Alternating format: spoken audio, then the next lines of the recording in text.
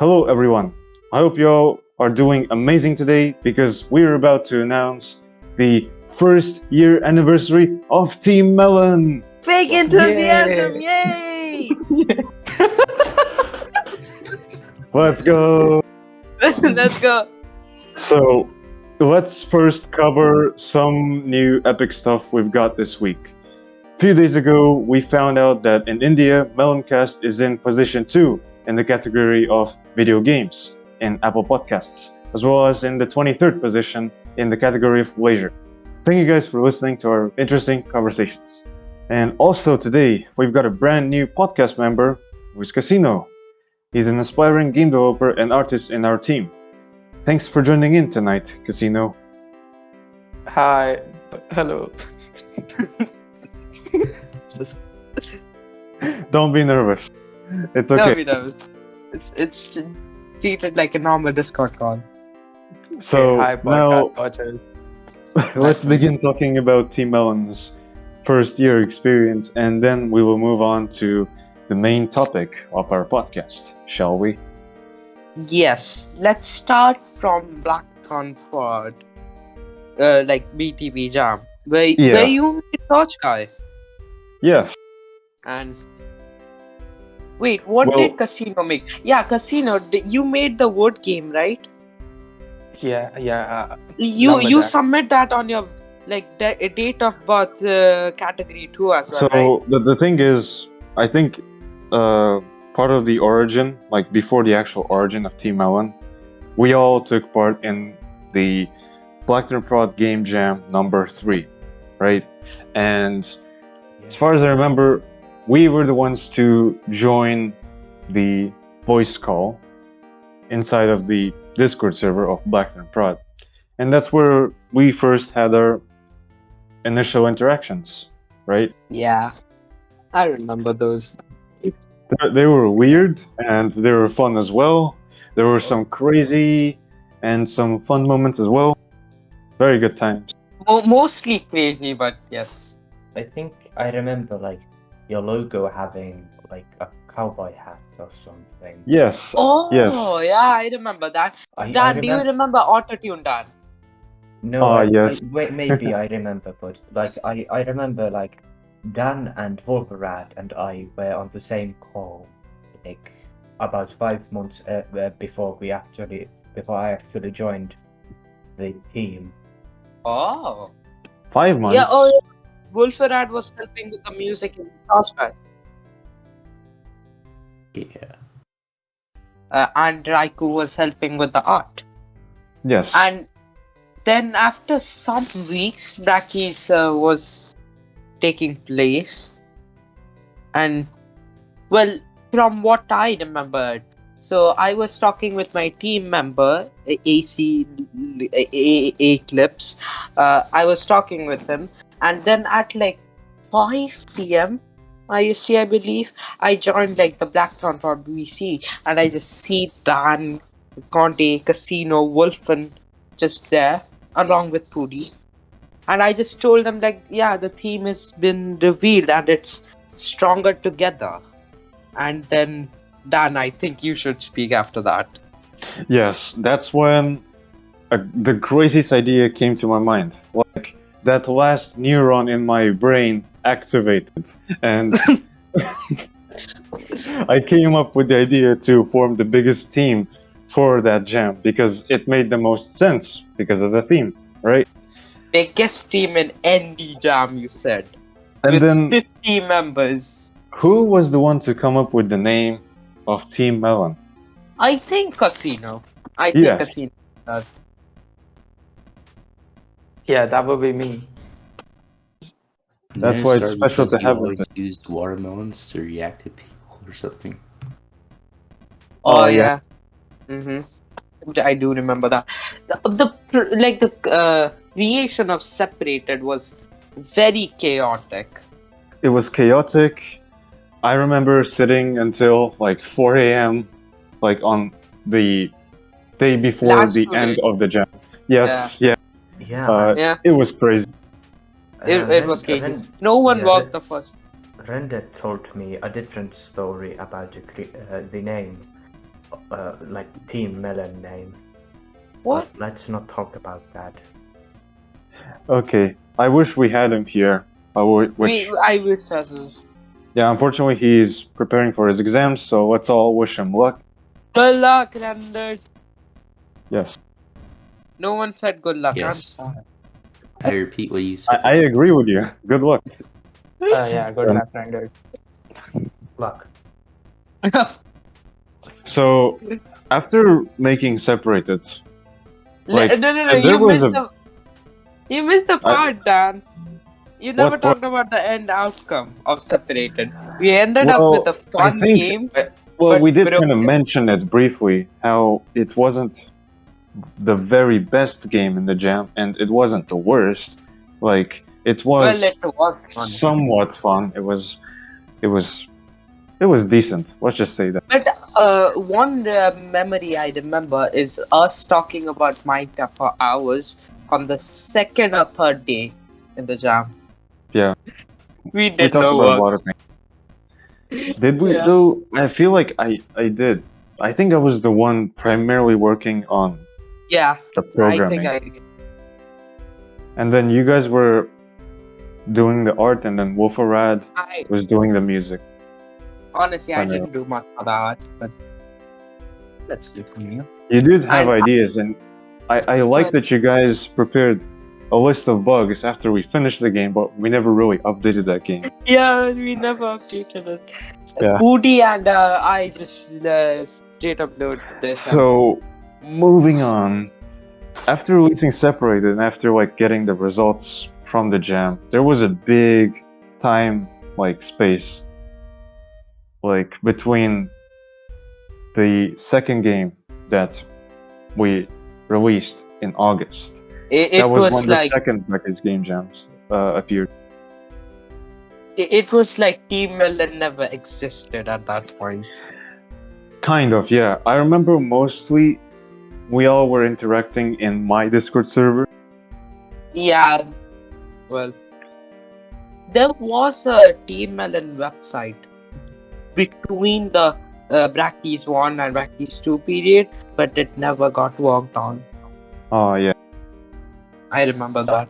Although I think our first game turned out pretty great. Well, our second game was Ash, right?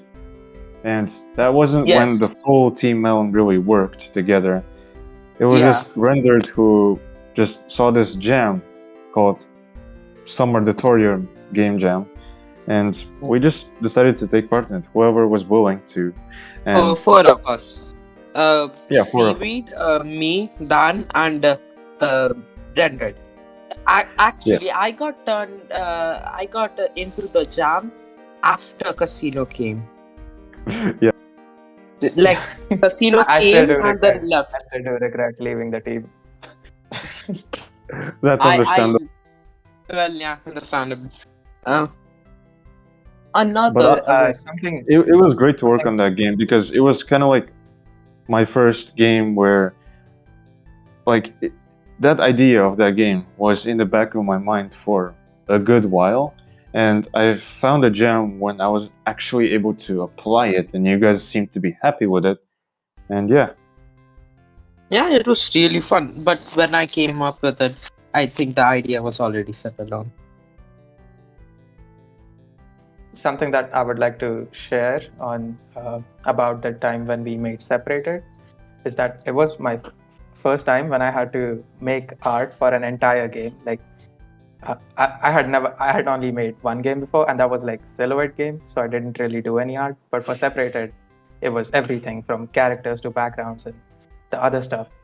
And also invested, and it was also a pixel art game. And before that, I never did pixel art, so I was so invested in making those characters, I forgot that a game has other elements to it, and I was so We made scared the that everyone culture, would be. Yeah. I was so scared that everyone would be pissed because the only thing I managed to do was make the characters, and I literally forgot about everything else. But then Wolf, It's fun. Foodie, and Raikou came into the clutch, and they, I mean, they handled it. Yeah, it they was handled good. it. that is one thing that I really like Team Melon for. That is everything. Everyone's got your back. Like I wouldn't expect Wolf and Pody to make art because their main. I mean, they are mainly into sound and programming, but they still helped us. Well, that's amazing. That's great. Puri is really great at making tile sets. Sorry if I'm moving too fast. It's just that we want to kind of like minimize the time for this podcast to be the duration of 1 hour. Yeah, Okay. the last podcast was really painful to edit. Yeah, and Okay, it was pretty damn long. Let's continue to own the flow. Yeah. Dude, I was literally doing breathing exercises for come and speak up. Okay, move on. Cut this out. Yeah. On the floor was very nice. I On the flow personally was like. indeed very nice. I got my manager role. I had fun making all the art. Yeah, you and crunched. You crunched on. I crunched on the last day, yes. Because I wanted to add the loading screens. And I personally think the music tracks for this game Yes. were really important, and they turned out amazing. Just outright amazing. Dan, I think by everyone in this who's listening to this podcast knows by now that On the Floor had a secret level at the end, which was like the song track was a remix of dancing. I would like to say how we got up to that idea. So I was in another server, so a friend of mine just posted like a dancing video, like the song with like an anime edit. So I was like, yeah, I forgot about this song. So I just like played it on my Spotify while I was working on the floor. And then then there was this sudden realization. This is perfect for our game. And then I just rushed it down. Dan. We need to make a remix for this. It's good that I agree. Yes, you agreed, and we had a special level. And it's good that Wolfenrahd was able to nail the remix. It sounded amazing, even on the Halloween level, which is my favorite track of the game. It sounds so good. Yeah, and I think team effort was more kind of like apparent this time around in On the Floor. Yes, the team was way more this time. And shall we move on? Wait. Actually, I'm trying to think of the thing. Seaweed made some music for it too, did he? Yes, He did, Seaweed was great. House And music. by the way, guys, our OST for On the Floor is available on Spotify.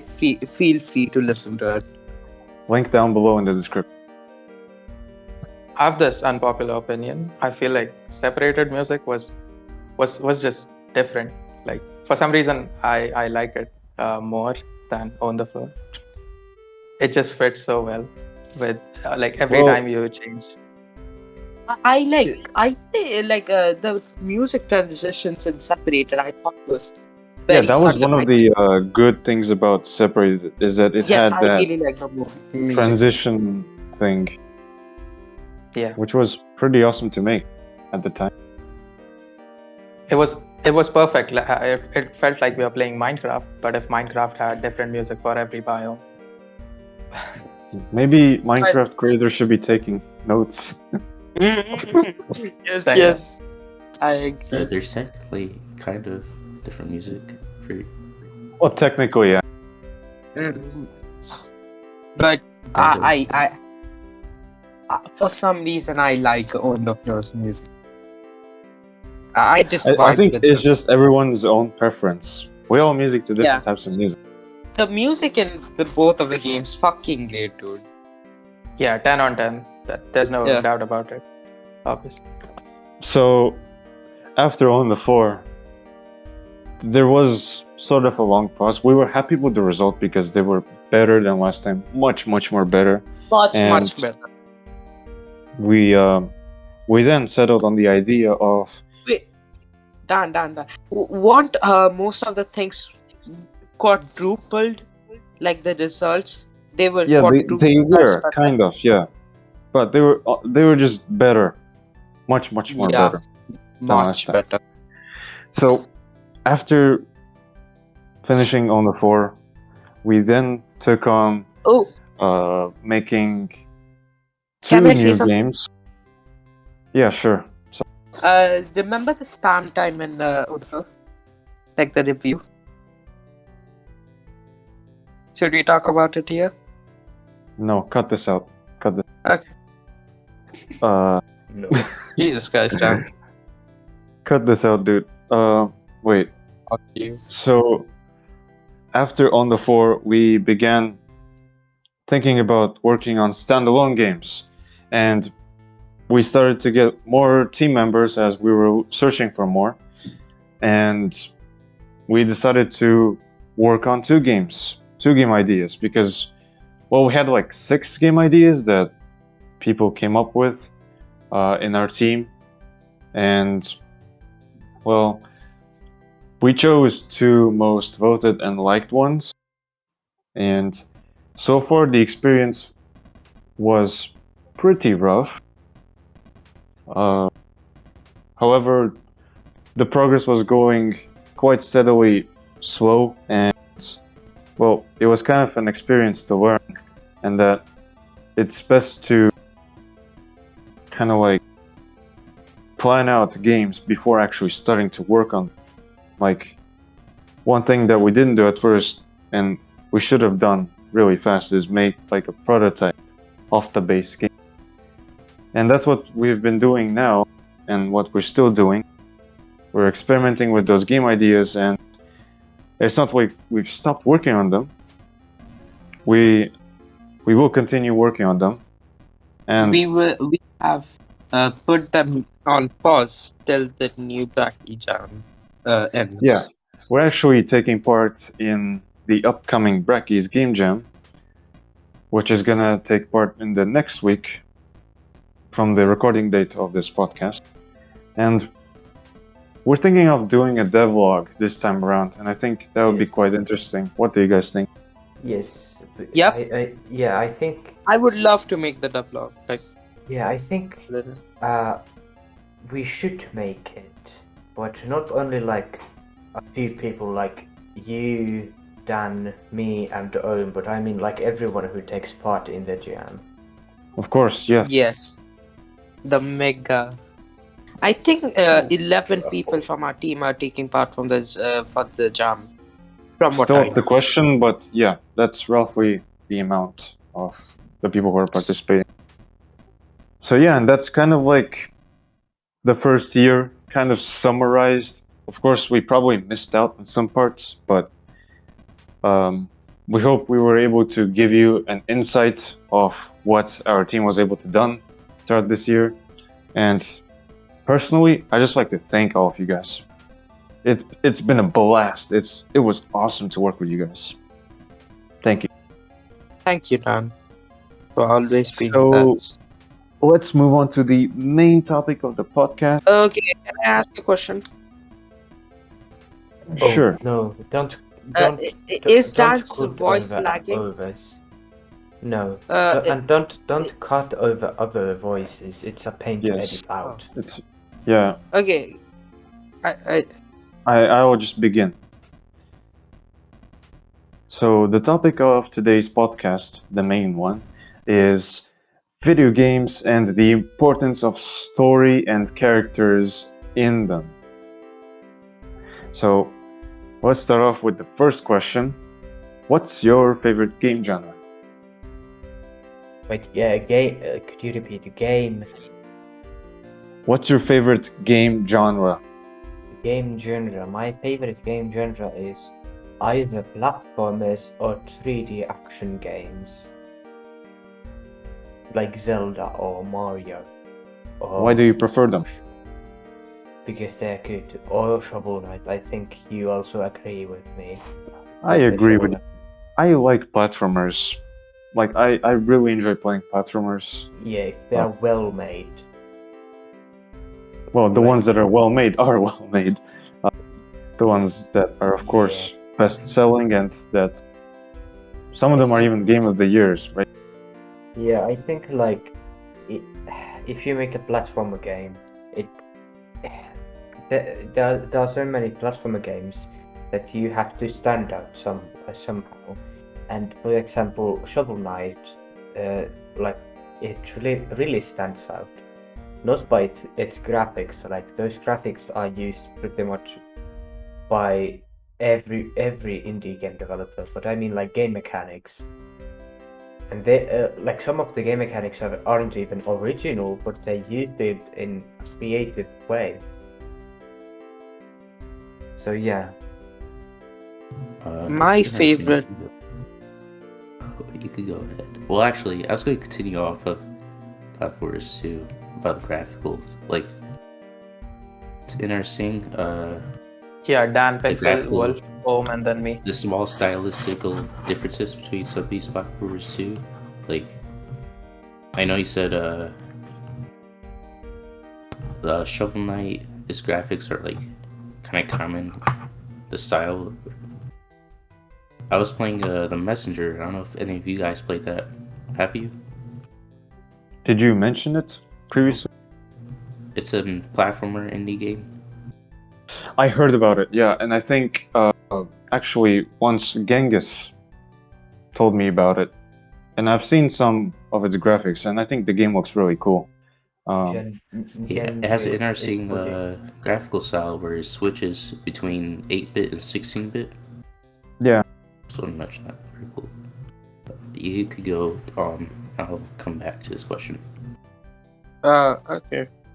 My favorite game genre is good. I honestly don't know what I prefer playing the most, but in honesty, I just like good games, and I think that's the simulation games for you then. what. Well, What did Pixel say? I didn't hear. Cut this bit. Simulation for you then. Simulation for me? Why though? What? Okay, Why is that Casino. awkward? I personally also like roguelike and roguelite. Okay, for the content of this podcast, could you explain what are the differences between roguelikes and roguelites? So essentially they're both kind of the same thing where you die, you lose your progress. However, in comparison to roguelikes, in roguelites, you do have some sort of permanent progression. Although the majority of the game will have temporary progression, where you will lose major progress if you lose during a game. But you will keep some of the progression, I don't know, through some items maybe. Dead Cells is a good example. Yeah. Or snap! I forgot. There was this other game, another indie game. It's a roguelite. It's like 3D Western style kind of. You play as this guy with a flaming skull. I forgot what it's called. A lot Is of it not indie Ghost games Rider? nowadays are like roguelites more than roguelikes. My favorite roguelike is Torch Guy. Play link in the description. Oh, Mine I is think that Spelunky. game still. Yeah, sorry, go on. Yeah, I said my favorite roguelike is, or roguelite is Spelunky. I heard about Spelunky, and I did play a bit of Spelunky, but I believe I played the classic version only. Like the one with the pixelated graphics, you know? Yeah, I really like the pixelated graphics, but when I played the actual release, it felt kind of off. Like I really like the pixelated graphics in the classic one. And look who we have here. We have Raikou. Hey Raikou, how's it going? Yeah, I'm doing good right now. It was quite unexpected to see you. We started off without you. Sorry. We were waiting for you, but we had to start the podcast with our schedule. So I think we could still let you in. And, well, you haven't been in this podcast before, so let me introduce you to everyone. So, if you didn't know, Raiku is an aspiring game developer as well, and he does programming, music, and art in our team. Welcome to Meloncast, Raiku. Yeah, thank you for the introduction, Dan. Yeah, sorry, I had to take care of a couple of things before I came here. So that's totally okay. That It's I came okay. a bit Yeah. late. So, we were talking about our favorite game genres. So, would you like to tell us about what's your favorite game genre? Yeah, sure. So I would say my favorite game genre is yeah, I guess action and platformer types because it just has the what's the word I guess it has the type of style I'm looking for when playing it. It's like you have to what you call it? It's like the game Shovel Knight a little bit. Like you're just progressing forward, just attacking enemies, and at the same time just moving around in the game. It is hard to explain in words, but We, it's Raiku, just we get it. Me, Oh. Pixel Dev, and you, we're three of us, we like Shovel Knight, I see. Wait, doesn't Wolfenrahd Oh, yes. also? Yeah, and I think it's all of us, kind of. I have not Yeah. played Shovel Knight yet. Actually. What? I Yeah, like I'm not Shovel interested Knight, but in I haven't Candy played Crush. it. Shovel Knight Dungeon Master. Candy Crush, the best platform game ever. Game of the Year material. How is Yes, that relevant, Dark Souls. Casino? It Well, was so unless you're good, Shovel talking Knight about is Shovel forever. Knight Pocket Dungeon, that's a new game that Yachtcloud Games have made, and it's amazing. I've been playing it recently. Oh, really? So, Wolfenrahd, did you want to add on your favorite game genres, or? Yes. Yeah. So I do have a lot of genres I play, but my favorite would have to be RPGs because I like games with lots of immersion and roleplay potential. The thing I like most about RPGs, also like, I'm talking about a specific kind. Like, I know there's JRPGs and action RPGs, but I like the ones where you can really create your character. Okay. So, Casino, what are your favorite game genres? For me, it would be survival and management games. So like Age of Empires and Minecraft. Games that would make me feel like a god, and I could destroy the whole scenario if I wanted to. But they're also That's hard perfect. enough to give me a check. All right. So, I think it's I think this is something we talked about last time, and I think we all have played Minecraft, and we could agree that it is a great game. Yeah. Absolutely.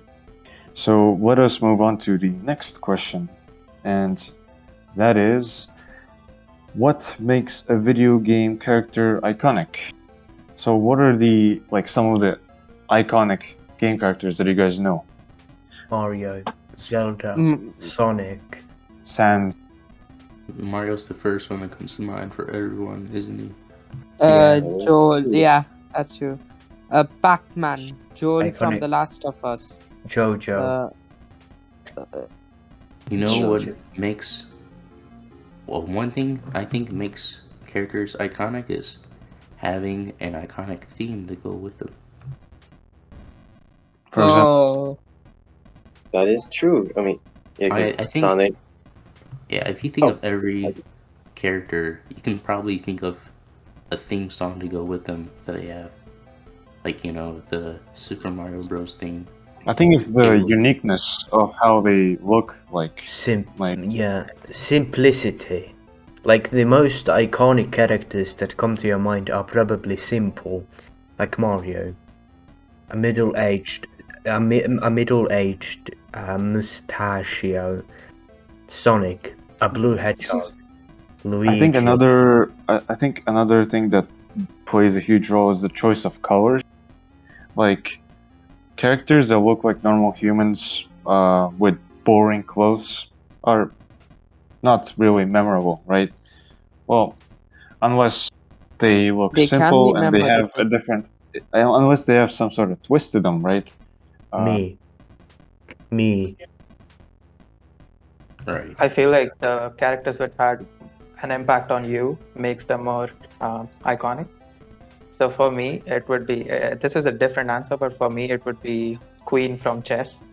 It's from the board game because like I used to love playing chess as a kid, and every single time my queen died, it just my internal simp died. So I guess that's a game character. Okay, I don't I know. agree with Casino. Queen is very important in chess. I have a friend who despises chess. He's amazing at it. I feel like if that character is relatable to you and resonates with you, it would be iconic. Yeah, characters that you can remember making you happy and you remember the for good causes, I guess. Hey Raiku, what do you think are some of the iconic characters, and what do you think makes a character iconic in a video game? Yeah, so I do feel you guys pretty much summed it all up. Yeah, it is about. I feel it is about the color choice. It's definitely about like the feeling you get towards these characters because yeah, I did find it interesting how Sonic is actually he's portrayed as just a hedgehog who runs really fast. I like just that idea itself is just really fascinating to me. So yeah, I feel you guys did sum that all up. I really wonder how did Mario get so popular? Like, you know what Mario is, right? Because I think we people all- like It's not middle-aged old something. men. It's not something you would think would get really popular. A middle-aged plumber with a red uniform or blue uniform with Who has an a addiction to mustache. mushrooms. Yes, Oh, and don't forget Italian. I said that. Oh, wait, Mamma mia! I missed it. Yeah, but that's just that's really amazing. No one I would like guess. Luigi more. I guess Something else about- voices are also something that makes a character iconic. Chris Pratt. and, like general presentation too, like how you first encounter the character, first impressions. Oh yeah, definitely. Like the way Chris Pratt, characters the like best voice. Master Chief and Doom Guy are presented. Yes. I was just gonna say Oh, yeah. talk about. Also, about what Pixel have said about Mario, another thing that contributes to that is like, Mario's a really old character, and we've seen him in a lot of games, a lot of marketing, so there's a lot of history built up behind him. Yeah. That also contributes to it. Just a household name at this point. Yeah, if like Mario was if Mario was invented today, I don't think it would get as popular as it is now. Neither do I. Yeah, like gaming culture really changes along with time. All right, so I think it's safe to move on to the next question, and that is, what is the most important part of a game's story? Well, I feel that the most important part is it has to. I feel it has to flow. Like it needs to make sense. Like it needs to make sense, and I feel like it has to be like really interesting that'll just make you think like something that you won't really expect, but it's just amazing. So what you're talking Yeah, about, Reku, is like the culmination point. Like every story needs to have some sort of culmination point to be really good and outstanding. yes, yeah, pretty much that. Because let me see. I want to try to think of an example right now. But yeah, I'll probably find one later. Oh, I have one. Kind of like seriously, like the game always, for the story, you always have to be kind of moving towards some kind of goal, right? Fluent. Yeah. If a game story makes you do something and then makes it feel like you did that for nothing, kind of rubs me the wrong way. Like, I was playing Final Fantasy 2, and I went through this whole little quest line thing to get this spell that was supposed to be really powerful, except it was really weak. So it felt like I wasted my time. Oh, Your disappointment was immeasurable and your day was ruined. Am I correct? Yes, it was. I understand that now. And yeah, now that you just helped me think of another example as well too. I guess with Pokemon. Pretty much it's a game about just finding and catching all the Pokemon. Well, not all of them, but just catching however many you can. And it's just so fun because you're just catching them, and like you're just going on many journeys, and I feel like that plays for a really good story. Like just going around and catching just any random type of Pokemon, and just seeing the fascinating the what's the word, the how they look and everything. It just, I feel it's just really interesting to see that. Yeah, and another thing about that too, I don't mind like if a story's really simple. Just there's certain things that can make a story bad for me. there are certain games that have like story that is just way big. Like let's talk about the Five Nights at Freddy's franchise, which Oh, has a very Oh. deep lore. A very deep lore. Lore. I don't think it's like pretty much game theory made the lore up. And Scott Cawthon was like, yeah, that's correct. Well, there's a What would it difference be? too between like There are story many and just lore. perspectives on this. Like some people think that Scott Cawthon is a mad genius, and some people think that, well, it's probably the community the one to come up with the story, or maybe Scott Cawthon was coming up with like more parts to add to the story after each installment, which I don't even know what's the case here anymore. It's just there are so many installments of the game, like it's crazy. Does There are even books. does no one accuse him of milking the franchise? Milking. What? What do you mean? Like making too much things out of one thing? Well, Well, just I don't think look it's at necessarily Mario. bad. Like it was something that kind of changed gaming. Like at some point, I think Five Nights at Freddy's 3 was one of the most hyped games in like what year, whatever year it released in.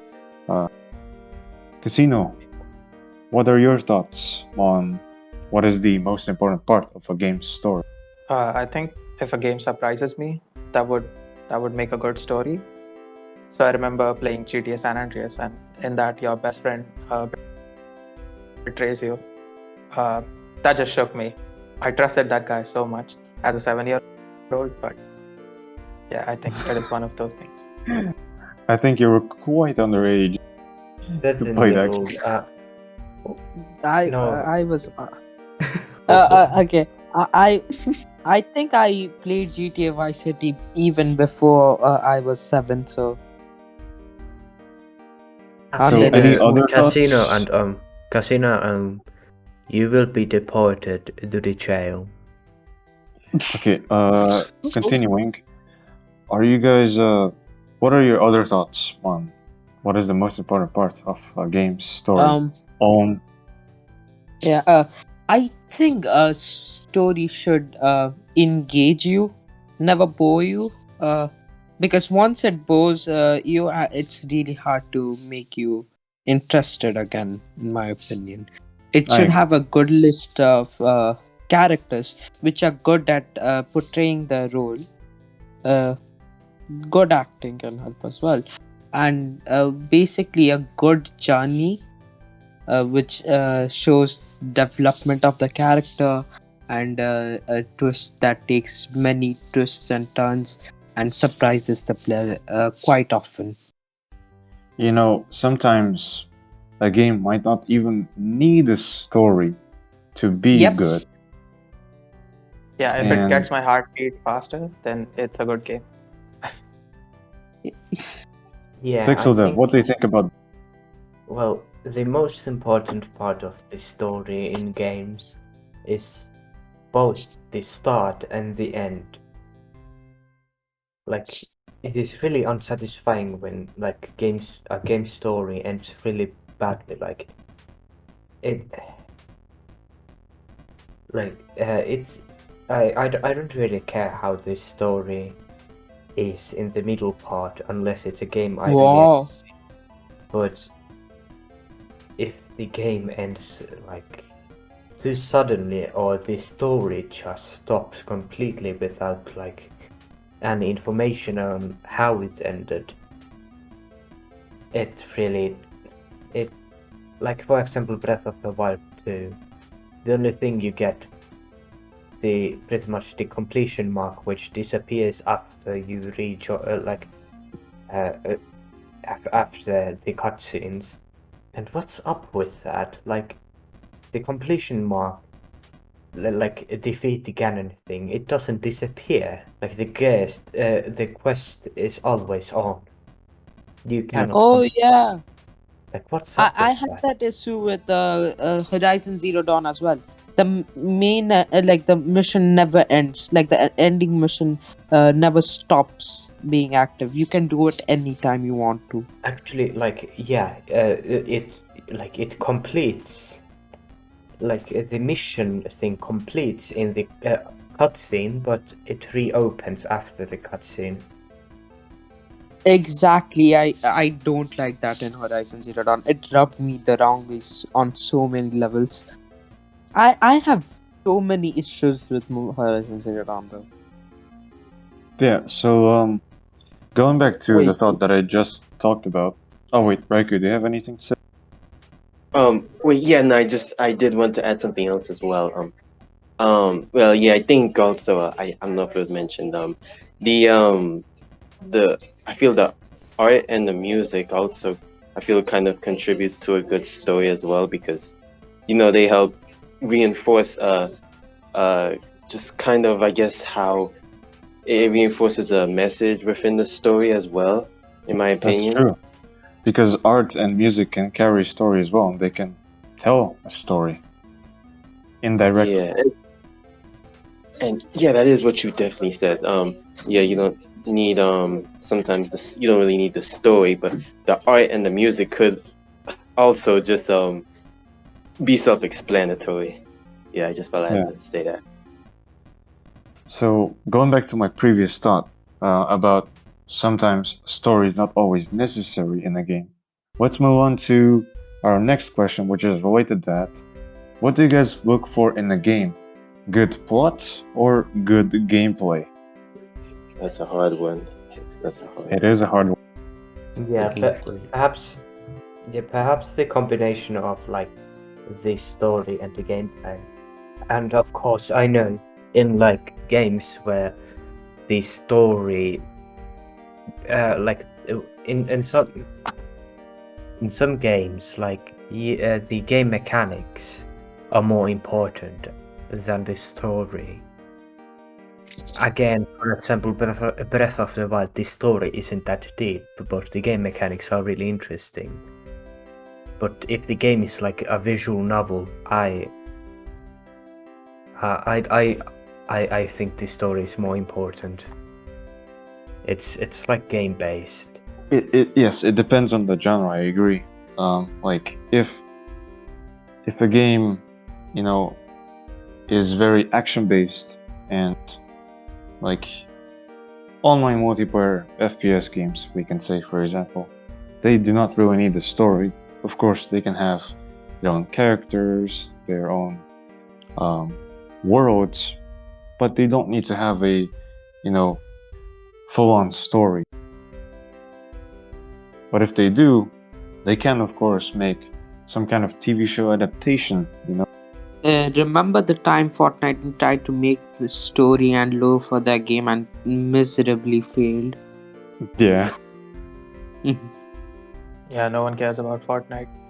But I think I would always go with the gameplay.